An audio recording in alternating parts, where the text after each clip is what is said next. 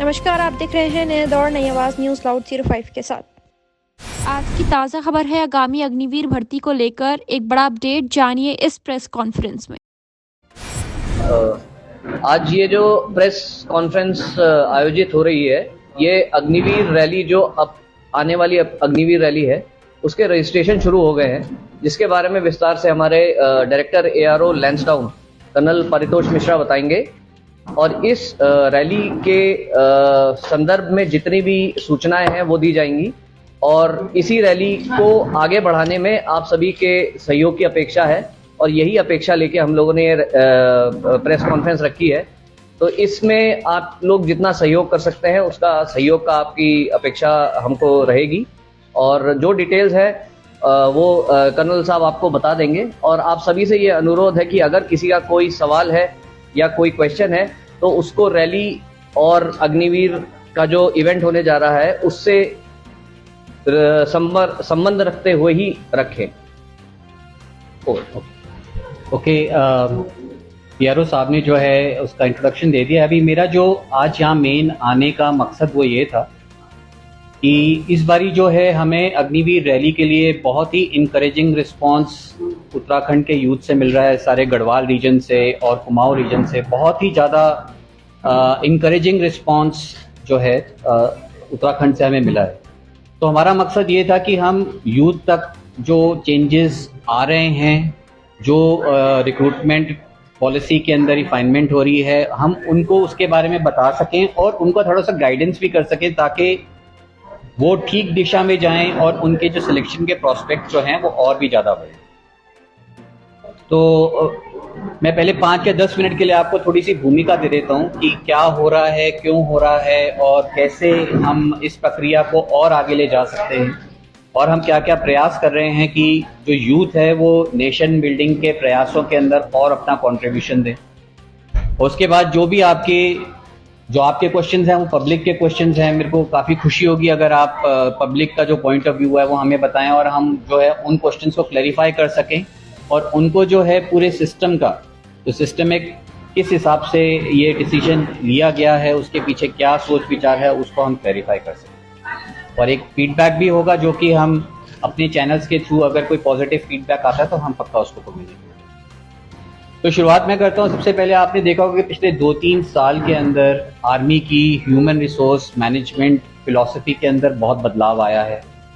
लगभग 3 साल पहले ये अग्निवीर स्कीम का जो है अनाउंसमेंट किया गया था और एक रेवोल्यूशनरी स्कीम थी जिसके अंदर आर्मी ने अपनी एचआर पॉलिसी को एक नेक्स्ट लेवल पे ले जाने की जो है मंशा दर्शाई थी। उसके बाद जो नेक्स्ट रिफॉर्म आया वो पिछले साल आया, जबकि रैली के रिक्रूटमेंट प्रोसेस के कंडक्ट में चेंजेस किए गए।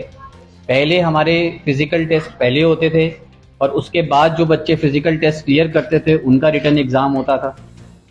वो पिछले साल बदल दिया गया और अभी पहले जो है वो रिटर्न एग्जाम पहले होता है और उसके बाद जो है स्टेज 2 के अंदर फिजिकल टेस्ट होता है। और ये बहुत बड़ा बदलाव था। जैसे आपने पहले देखा होगा रिक्रूटमेंट रैलीज होती थी, उनके अंदर जो है 50,000, 60,000, 70,000 बच्चे आते थे, फिजिकल टेस्ट देते थे और फिर वो जो बच्चे वहां से क्वालिफाई करते थे उसके बाद जो है रिटर्न एग्जाम हुआ करता था। पर पिछली बारी से ये उल्टा कर दिया गया और इस साल जो है इस पॉलिसी को आगे और रिफाइन किया गया है। सबसे पहले हमने देखने में आया है कि काफ़ी सारे बच्चे जो हैं सिर्फ जीडी ट्रेड के लिए, क्योंकि उत्तराखंड में फौज के अंदर आना एक ज़रूरत नहीं पर एक पैशन है।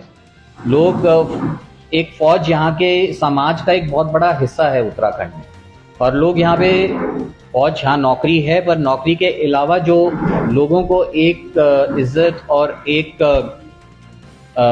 गौरव महसूस होता है कि वो फौज में काम करते हैं। तो हमने जो अमूमन देखा है कि यहाँ पे मेजॉरिटी बच्चों का जो रुझान है वो जीडी ट्रेड की तरफ जाने के लिए रहता है।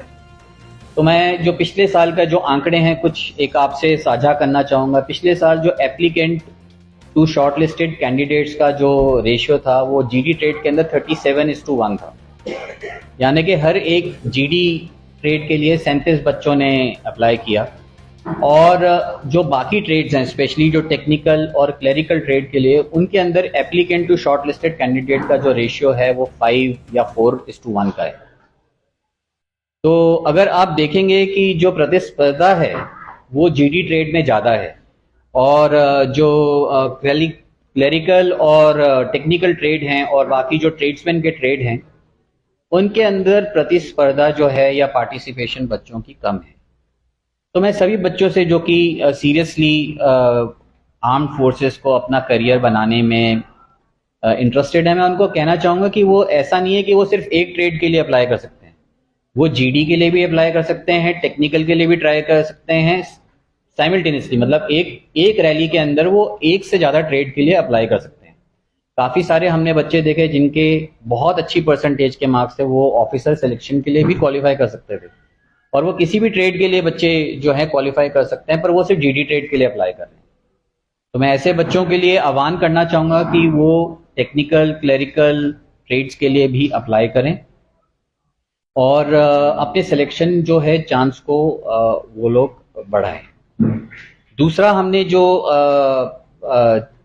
मैं एक और आपसे कि जो अग्निवीर का जो फाइनेंशियल जो बेनिफिट है, जो फाइनेंशियल पैकेज और जो पे पैकेज है, वो सभी ट्रेड्स का बराबर रखा गया है। यानी कि अगर मैं उसको और साफ तरीके से बोलूँ कि जीडी, टेक्निकल, क्लरिकल और ट्रेड्समैन सबका पे स्केल सेम है, सर्विस कंडीशन सबकी सेम है।